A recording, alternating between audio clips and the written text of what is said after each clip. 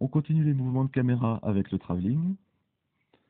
Le travelling peut aller dans toutes les directions, en avant, en arrière, latéral, vertical. Bref, en gros, c'est un déplacement de la caméra. Il est utilisé aussi bien pour suivre les déplacements d'un sujet que pour décrire un objet.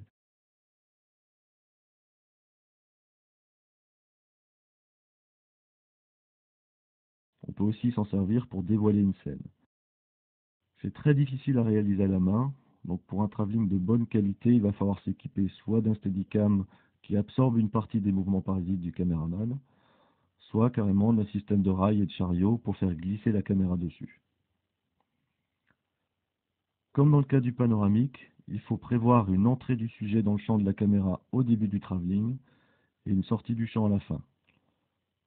La position statique n'est pas indispensable, on peut par exemple commencer un mouvement lent pour laisser rentrer le sujet dans le cadre, ensuite on accélère pour se mettre à la même vitesse que le sujet, et enfin on ralentit à la fin pour laisser sortir le sujet du cadre.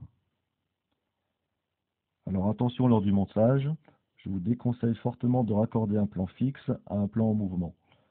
Le mouvement de la caméra doit commencer à l'intérieur du plan, ou alors suivre un mouvement commencé dans le ou les plans précédents.